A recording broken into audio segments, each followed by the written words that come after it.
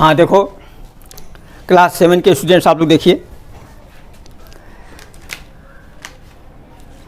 ये जो मैं चैप्टर पढ़ा रहा हूँ वो है new kingdom. New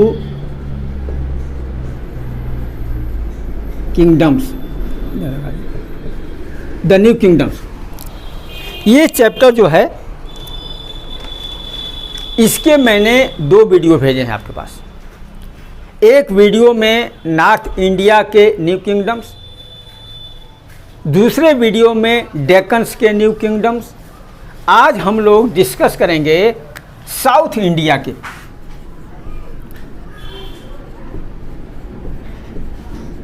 south India के न्यू किंगडम्स के बारे में हम लोग डिस्कस करेंगे।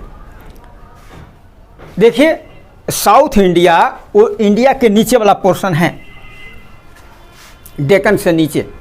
आमतौर से उस इलाके में जो वंशज, जो डिनेस्टीज रही हैं, जिन्होंने शासन किया है लंबे समय तक, उनमें नंबर 1 पल्लवाज ये रहे हुए हैं। उसके बाद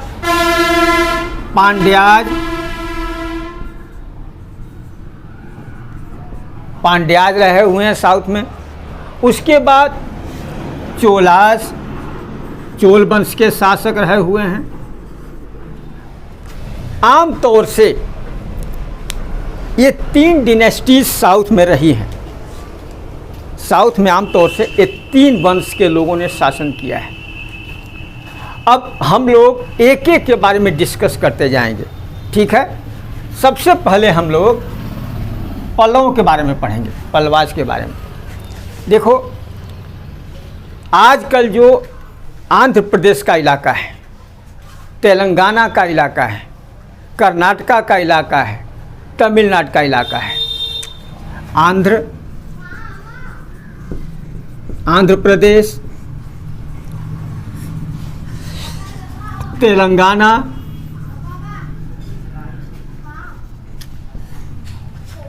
उसके बाद कर्नाटका, तमिलनाडु,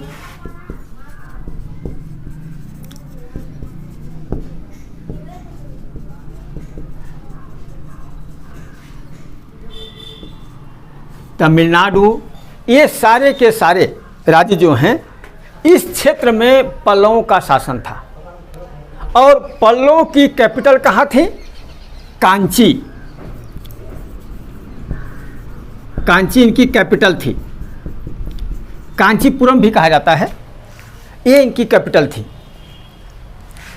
पल्लव वंश के शासक बड़े मजबूत थे। आमतौर से इनका युद्ध, इनके वार चोल वंश के शासकों के साथ, चेर वंश के शासकों के साथ कंटिन्यूअस वार होते रहते थे। एक वंश का कोई राजा मजबूत हुआ, स्ट्रांग हुआ, तो दूसरे के साथ युद्ध कर उसको हरा दिया। उधर कोई स्ट्रांग हुआ तो इसको हरा दिया। ऐसे बार बार इनके वार चलते रहते थे। अब बार बार युद्ध होने से क्या होता है? शक्ति कमज़ोर होती जाती है।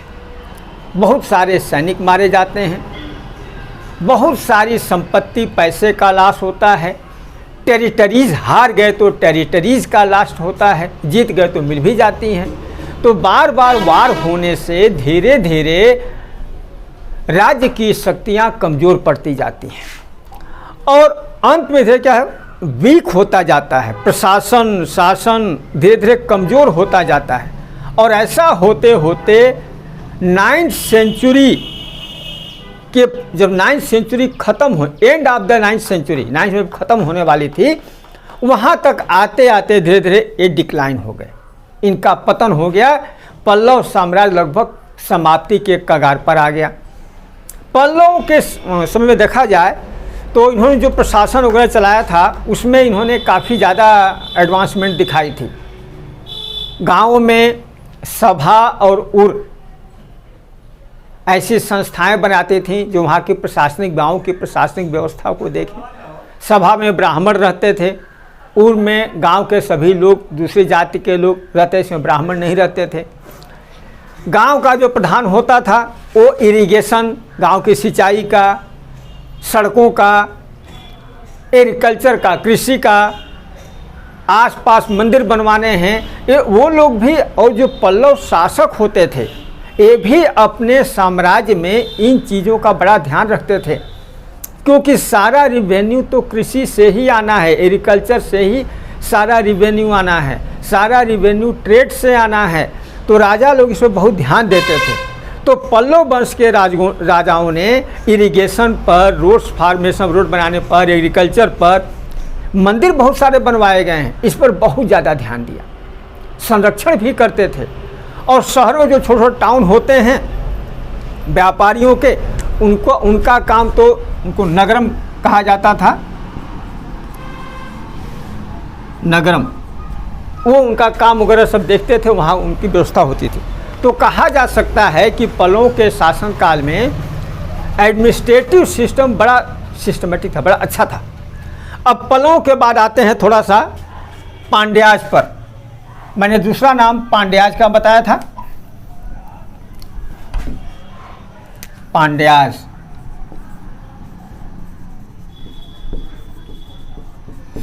पांड्य वंश के शासक, ये भी बिल्कुल साउथ के निचले इलाके के समझ लो थे। इनकी कैपिटल मदुरई थी। कैपिटल कहाँ थी? मदुरई। मदुरई इनकी कैपिटल थी। पांड्य वंश के शासन काल में मार्को पोलो विदेशी यात्री आया था। मार्को पोलो आया था, विदेशी यात्री। मार्को पोलो ने पांड्य वंश के शासकों के शासन काल का बड़े विस्तार से वर्णन किया है। बहुत सारी हिस्टोरिकल चीज़ें इनके बारे में हम लोग को जानने को मिलती हैं। जब आप लोग बड़े क्लासेज में आओगे, अभी आप लोग 7th में हो, जब आप लोग बड़े क्लासेज में आओगे, अगर कोई हिस्ट्री लेके पढ़ना शुरू करेगा या आप लोग कंपटीशन वगैरह देने जाओगे, तो बहुत डिटेल में है पांड्य वंश के शासकों के बारे में। पांड्य वंश के शासकों में प्रजा बड़ी संपन्न थी, लेकिन 14वीं सदी में आते आते दिल्ली के सुल्तानों ने बार बार आक्रमण करके इनको कमज़ोर कर दिया। मैंने डेक्कन का भी बताया है। डेक्कन के राज्यों को भी दिल्ली के सुल्तान ने बार बार आक्रमण करके कमज़ोर किया। इसमें अलाउद्दीन खिलजी का नाम बहुत ज़्यादा आता है, तुगलक वंश के शासकों का नाम आता है, बाद में और लोग भी हुए हैं।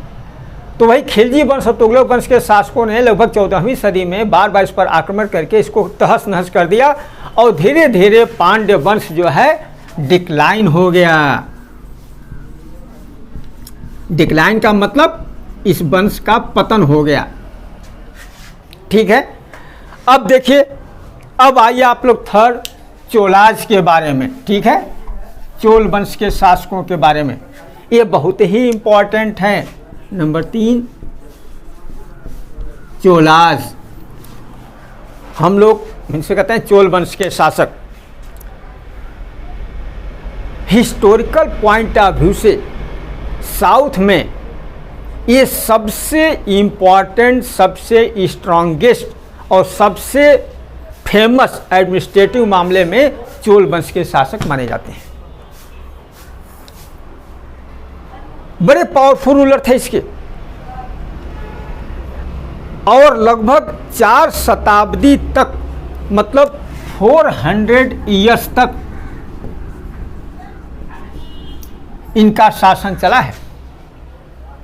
4 सेंचुरीज,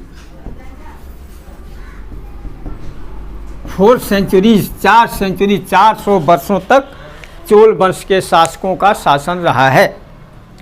इस वंश का जो सबसे पहला राजा था, जिसको संस्थापक फाउंडर कह सकते हैं, वो विजयालय था। विजयालय था। विजयालय का जो समय है वो 846 से 871 ईस्वी सन, ये इसका जो है विजयालय का शासन था। देखिए कितने साल तक शासन किया है। ये इसका फाउंडर था विजयालय।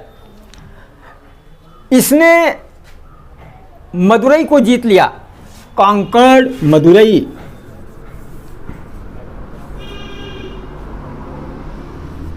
कॉन्कर्ड मदुरई। इसने मदुरई को जीत लिया। लेकिन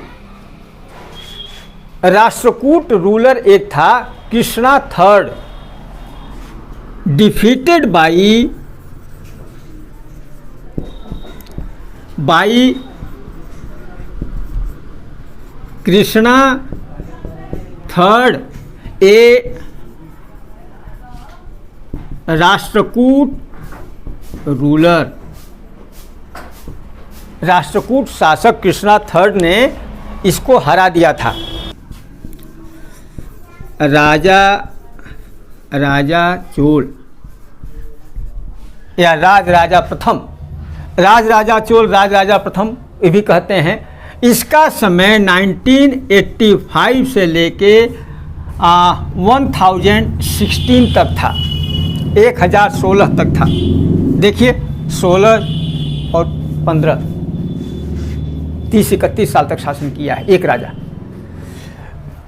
ये बहुत ही चोल वंश का बहुत ही फेमस महत्वपूर्ण शासक, पावरफुल शासक कहा जाता है। ये खुद बहुत अच्छा कमांडर था, ये बहुत अच्छा जो है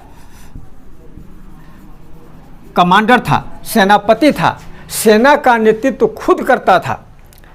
इसने मदुरई को जीता, मतलब पांड्य वंश के शासकों को हराया। इसने पांड्याज को हराया। इसने चेर वंश के शासकों चेराज को हराया। इसकी फ्लीट, जो इसकी नौसेना थी, समुद्री सेना थी, बहुत मजबूत थी। इसने सीलोन, इसकी जो फ्लीट थी, इसने सीलोन, जिसे हम लोग श्रीलंका कहते हैं, श्रीलंका में जाके श्रीलंका के नॉर्थ पार्ट को जीत लिया था। श्रीलंका तक पहुंच गई थी समुद्र में, उसके नॉर्थ पार्ट को जीत लिया था। मालदीव्स तक पहुंच गई थी, मालदीव्स के कई सारे द्वीपों को जीत लिया था। तो राजा चोल ने चोल वंश के साम्राज्य का बहुत ज़्यादा विस्तार कर दिया। ठीक है, दक्षिण में तो बहुत ज़्यादा, पूर्व में भी। अब राजा चोल के बाद इसी का लड़का राजेंद्र चोल गद्दी पर बैठा। थोड़ा इसको मिटा दे क्योंकि वो जगह नहीं हो पा रही है। राजेंद्र चोल वो गद्दी पर बैठा। राजेंद्र चोल 1016 में वो राजा चोल मरा था। उसके बाद 1016 में गद्दी पर बैठा और 1044 तक इसका शासन रहा, राजेंद्र चोल का शासन रहा। राजेंद्र चोल अपने फादर से, अपने पिता से भी अधिक शक्तिशाली था, अधिक पावरफुल था। इसने फिर से चेर वंश और चालुक्य वंश के शासकों को हराया। Defeated Cheras and Chalukyas. इन वंश के, देखो ये सब जो नाम है ना, ये सब साउथ के सब राजाओं के वंशावलियों के नाम हैं। तो चेर वंश के शासकों को, चालुक्य वंश के शासकों को हराया। यहाँ तक कि साउथ से जीतते जीतते वेस्ट बंगाल तक पहुँच गया। साउथ से वेस्ट बंगाल यहाँ पहुँच गया। यहाँ इसने पालाज को हराया, पाल वंश के शासकों को हराया। और जब यहाँ तक पहुँच, गंगा का ही सारा मैदान था, ये बिहार बंगाल का सारा, वहाँ तक जब पहुँच गया तो इसने अपनी उपाधि रखी गंगई कोंड चोला। उपाधि क्या थी? गंगई कोंड चोला। और जो एक राजधानी बनाई उसका नाम है गंगई कोंड चोलापुरम। ये इसने नाम रखा, अपनी उपाधि और राजधानी का नाम रखा गंगई कोंड चोलापुरम। अब ये देखिए, ये सिर्फ ऐसा नहीं कि इंडिया में ही, भारत में ही साउथ से नॉर्थ की तरफ आ गया। अपने पिता राजा प्रथम की तरह इसकी नौसेना और भी अच्छी हो गई। इसने अपनी कैंपेन, अपनी विजयें साउथ ईस्ट एशिया, चाइना, उधर तक पूर्वी दक्षिणी एशिया की तरफ उधर तक बढ़ता गया। अब देखिए साउथ ईस्ट एशिया की तरफ, चाइना की तरफ यहाँ के व्यापारी, भारत के व्यापारी समुद्री रास्ते से नावों से बहुत ज़्यादा व्यापार करते थे, लेकिन स्ट्रेट ऑफ मलक्का, मलक्का की खाड़ी के आसपास जो वहाँ के राजा थे वो इनके व्यापारियों को बड़ा परेशान करते थे, व्यापार ही नहीं करने देते थे। तो वहाँ का जो राजा था वो श्री विजय था, श्री विजय। इसने क्या किया, जब व्यापारियों ने राजेंद्र चोल से कहा कि हमें तो व्यापार ही नहीं करने दिया जा रहा है, तो राजेंद्र चोल ने अपनी बहुत बड़ी सेना भेजी, फ्लीट, नौसेना भेजी और कहा कि वहाँ पर अटैक करो, अपने व्यापारियों को सुरक्षा दो, क्योंकि ट्रेड से, व्यापार से बहुत पैसा आता था, ये बहुत संपन्न शहर था। तो राजेंद्र चोल की सेना ने श्री विजय को साउथ ईस्ट एशिया में जाके हराया, उसके पूरे साम्राज्य पर कब्जा कर लिया, लेकिन इस शर्त पर छोड़ा कि हमारे व्यापारियों को अब आगे कोई दिक्कत नहीं आएगी, और खुले रूप से व्यापार और ट्रेड होने लग गया, जिसका फायदा यह हुआ कि चोल शासकों के पास अथाह संपत्ति आने लग गई व्यापार से। एग्रीकल्चर होता ही था, खेती वो भी बहुत वो आगे थी, और ये भी था। तो चोल वंश के शासक आर्मी के मामले में और फ्लीट, नौसेना के मामले में बहुत आगे थे, बहुत मजबूत थे। अब इसके बाद देखिए, तीनों को मैंने बताया है। इसके बाद थोड़ा सा आता है कि ये जो चोल शासक हैं इनका एडमिनिस्ट्रेशन वगैरह, ये हमारे लिए चोल वंश के शासकों का जो एडमिनिस्ट्रेशन है, प्रशासन है, हमारे लिए एक आइडियल माना जाता है कि इतने साल पहले जो चीज़ हम लोग आज कर रहे हैं उसका एक्सपेरिमेंट और उसको सफल तरीके से इतने साल पहले चोल वंश के शासकों राजेंद्र चोल ने किया था। तो चोल वंश के शासकों में सबसे पहली चीज़ तो सेंट्रल एडमिनिस्ट्रेशन, सेंट्रल एडमिनिस्ट्रेशन। दूसरी चीज प्रोविंशियल,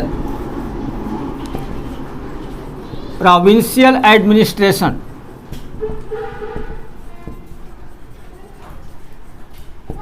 सेंट्रल एडमिनिस्ट्रेशन का मतलब है केंद्रीय सरकार कैसी थी। देखो, केंद्र सरकार में जो राजा होता था सबसे बड़ा होता था। आमतौर से सारी चीज़ें जबानी कही जाती थी, इनकी मंत्रिपरिषद होती थी, बाद में उनको पाम की पत्तियों पर लिखवा भी दिया जाता था, पत्थरों पर खुदवाया जाता था कि जनता भी उसको देख सके कौन सा नियम कानून है, क्या है, ये सब होता था। राजा के बाद उनकी मंत्रिपरिषद होती थी जो सारा काम देखती थी। एग्रीकल्चर के लिए अलग मंत्रालय, व्यापार के लिए अलग मंत्रालय, न्याय व्यवस्था बहुत सुदृढ़ थी, जस्टिफाइड व्यवस्था थी, जस्टिस होती थी, सारी चीज़ें बड़ी सिस्टमेटिक थी। इरिगेशन के लिए, सड़कों के लिए, सभी चीज़ों के लिए बड़ा सुदृढ़ और सिस्टमेटिक तरीका अपनाया था चोल वंश के शासकों ने। उसके बाद देखिए, अगर आप लोग एडमिनिस्ट्रेटिव डिवीज़न की बात करो, जैसे मैंने प्रोविंशियल किया डिवीज़न की, प्रोविंशियल एडमिनिस्ट्रेशन किया हुआ है, तो प्रांतों को मंडलम कहा जाता था। प्रोविंसेस को मंडलम, मंडलम कहा जाता था। मंडल मतलब एक प्रांत, एक प्रोविंस, एक स्टेट। कभी कभी इसको वालानाडु भी कहते थे, वालानाडु। मंडलम या वालानाडु मतलब एक प्रांत, एक प्रोविंस, एक स्टेट। उसके बाद डिस्ट्रिक्ट नंबर है, इसको बोलते थे वालानाडु, नाडु। नाडु मतलब होता था डिस्ट्रिक्ट, डिस्ट्रिक्ट कहा जाता था, जिले, जिले कहे जाते थे नाडु। नाडु जो है छोटे में और डिवाइड था, इसको कुर्रम कहा जाता था।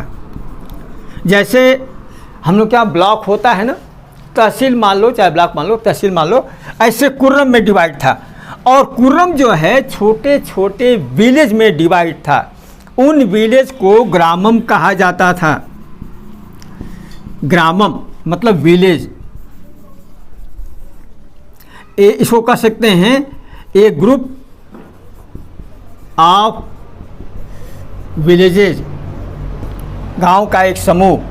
ब्लॉक तहसील जैसे आजकल से कर सकते हैं। ग्राम का था तो विलेज को ग्राम कहा जाता था, ग्रामम। छोटे छोटे जो टाउन होते थे उन टाउन को तनियार कहा जाता था, तनियूर। छोटे छोटे टाउन्स को यहाँ लिख देता हूँ, जो छोटे छोटे आज जैसे बड़े शहर नहीं होते थे, इनको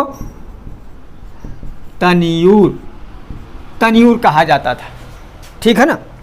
ये देखिए, अब फिर से इसको बता दूं,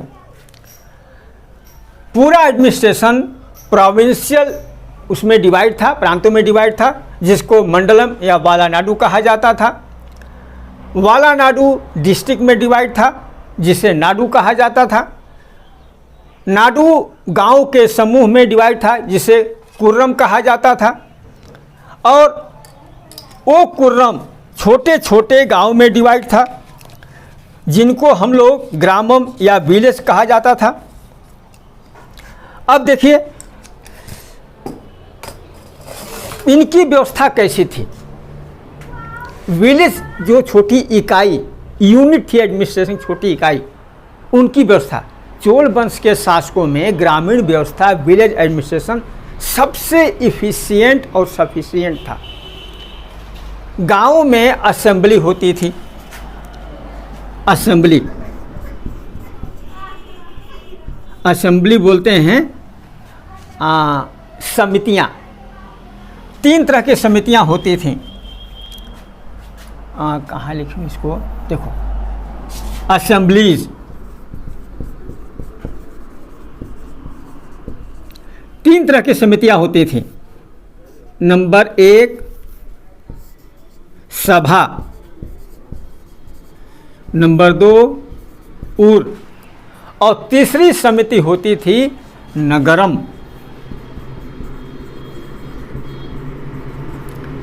समिति नगरम। ठीक है। 3 समितियां। सभा में कौन लोग होते थे? ब्राह्मण लोग, जो वेल एजुकेटेड, पढ़े लिखे, ज्ञानी माने जाते थे, वो ब्राह्मण इसके सदस्य होते थे। ये लोग गांव में जो पढ़े लिखे ब्राह्मण होते थे, योग्य होते थे, वो सभा के सदस्य होते थे। लेकिन उर के सदस्य कौन होते थे? ब्राह्मणों को छोड़ के गांव के सारे लोग, जो भी जिनके पास जमीन वगैरह खेती करते हैं, वो लोग, other members of the village, ये होते थे। नगरम में कौन होते थे? बताए, तनियूर कहा जाता था। तो नगरम में जो व्यापारी होते थे, ट्रेड्स के जो ट्रेडर होते थे, इनकी समिति नगरम कहलाती थी। ठीक है।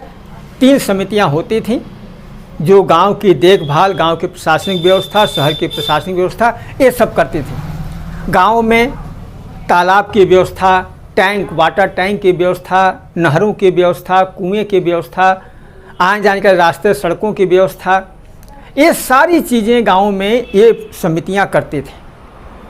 अब मैंने बताया आपको कि चोल वंश के शासकों के इनकम का मुख्य चीज़ क्या था? Agriculture and trade. उन्होंने ट्रेड को तो ठीक कर दिया, एग्रीकल्चर के लिए भी जो अभी मैंने बता रहा हूँ, एग्रीकल्चर में भूमि आवंटित की जाती थी, जमीन दी जाती थी। जैसे ब्राह्मण को दान में जमीन दे दी गई, उस जमीन को ब्रह्मदेय कहा जाता था। या इसको मिटा दें, जो जमीन ब्राह्मणों को दी जाती थी उनको ब्रह्मदेय,